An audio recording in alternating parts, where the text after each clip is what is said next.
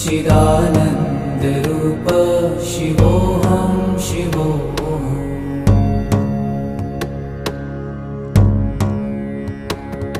न च प्राणसंज्ञो न वै पञ्चवायु,